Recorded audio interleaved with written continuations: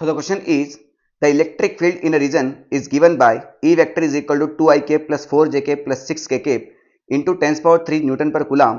The flux of the field through a rectangular surface parallel to xz plane is 6 Newton meter square per coulomb. The area of the surface is in centimetre square. ठीक है, तो पहले समझिए बात को. पहले एक diagram बना लीजिए आप कि ये आपका XYZ प्लेन है. ठीक है, ये x प्लेन, ये y एक्सिस और ये z एक्सिस. तो XZ प्लेन कौन सा हुआ बेटा? ये वाला है ना. यानी आप अपने घर का रूम देख सकते हैं, ये x एक्सिस है, ये y एक्सिस और ये z एक्सिस. तो x और z, तो ये जहां पर आप बैठे हैं, जिस मतलब जो आपका फर्श है ना, वो XZ प्लेन को शो कर रहा है. ठीक, तो जो आपका शीट रखा हुआ है वो XZ प्लेन के पैरेलल है. सिंपली बात है, XZ प्लेन में ही रख लो, कोई दिक्कत नहीं. यहां रखो या फिर यहां हवा में रखो, कोई फर्क नहीं पड़ने वाला, आंसर आपका वही आएगा. अब इलेक्ट्रिक फील्ड आपका आई कैप जे कैप के कैप में है. आई कैप दिखाता है एक्स को, जे कैप दिखाता है वाई को, के कैप दिखाता है जेड को. यानी आपका एक्स डायरेक्शन में जो इलेक्ट्रिक फील्ड है वो है 2 इंटू 10 का पावर 3. वाई डायरेक्शन में इलेक्ट्रिक फील्ड कितना है? 4 इंटू 10 का पावर 3.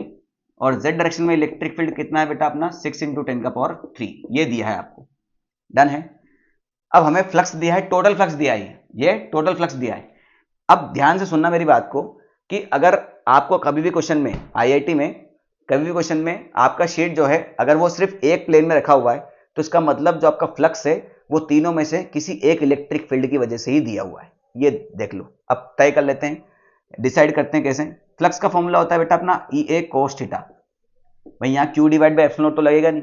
ठीक, तो अगर मैं एक्स निकालना चाहता हूं तो ये हो जाएगा ई एक्स कोस थीटा एक्स, और वाई निकालना चाहता हूं तो ये हो जाएगा ई वाई ए कोस थीटा वाई, और z हो जाएगा अपना E Z A cos theta Z.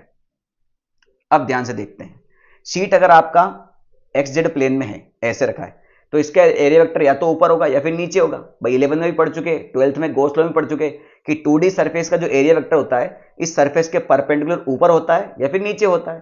तो हम इधर मान लेते हैं ऊपर. इसका एरिया वेक्टर ऊपर की तरफ हो गया. डन. अब इलेक्ट्रिक फील्ड एक्स डायरेक्शन में, यानी इलेक्ट्रिक फील्ड आपका ऐसा है, तो इलेक्ट्रिक फील्ड और एरिया वेक्टर के बीच में एंगल कितना हो गया? 90. cos 90 कितना होता है? 0. यानी ये वाला फ्लक्स कितना आ गया? 0. इसी प्रकार से z वाला देखो, तो इलेक्ट्रिक फील्ड किधर है आपका? बाहर की तरफ, z डायरेक्शन में, और आपका एरिया वेक्टर कैसा है? ऊपर की तरफ. एंगल कितना हो गया फिर से? 90. यानी फ्लक्स कितना हो जाएगा? 90. मैं ऑलरेडी वही बता चुका था आपका, अगर आपको शीट एक प्लेन के सरफेस में दे रखी है तो इलेक्ट्रिक फील्ड मतलब फ्लक्स जो है किसी एक ही इलेक्ट्रिक फील्ड की वजह से आएगा. तो ये हटा देते हैं बेटा, इसकी वजह से कोई मतलब नहीं, इसकी वजह से भी कोई मतलब नहीं. अब इसकी वजह से देख लेते हैं वाई की वजह से. तो एरिया वेक्टर आपका ऊपर है, इलेक्ट्रिक फील्ड भी आपका ऊपर है, दोनों के बीच में एंगल कितना हो गया? 0 डिग्री. cos 0 कितना हो जाता है? 1. तो इसको यहां से हटा देते हैं. तो फ्लक्स कितना दे रखा है बेटा आपको? 6. ऐसा यूनिट में है, लिखने की जरूरत नहीं है.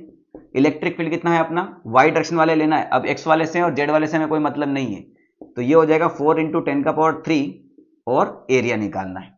ठीक है, तो सब कुछ एसेंड में है, तो एरिया किस में आएगा? मीटर स्क्वायर में. तो एरिया कितना आ जाएगा बेटा अपना? 6 डिवाइड बाई 4 इंटू 10 का पावर 3 मीटर स्क्वायर. यहाँ 10 का पावर 3 है.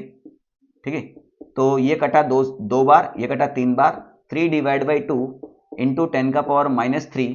अब मुझे आंसर चाहिए सेंटीमीटर स्क्वायर में, तो 1 मीटर होता है बेटा 10 का पावर 2 मीटर. इसका स्क्वायर करेंगे तो ये हो जाएगा 10 का पावर 4 सेंटीमीटर स्क्वायर. 10 का पावर 4 और 10 का पावर -3, 10 का पावर 1 बचेगा, उसको हमें सिर्फ 10 लिख सकते हैं. तो एरिया हो जाएगा बेटा अपना 3/2 इंटू 10 सेंटीमीटर स्क्वायर. 2 से 10 गया तो 5, 5 3 हो जाएगा 15 सेंटीमीटर स्क्वायर. तो फिल इन द ब्लैंक्स में क्या पढ़ देंगे? 15. ठीक है,